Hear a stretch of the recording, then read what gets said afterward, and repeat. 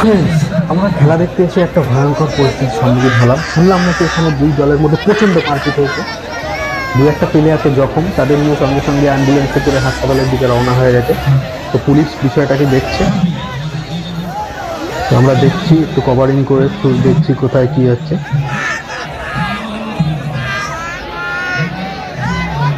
ওইদিকেও একটা বিশেষ আলোচনা চলছে এই বিষয়ে।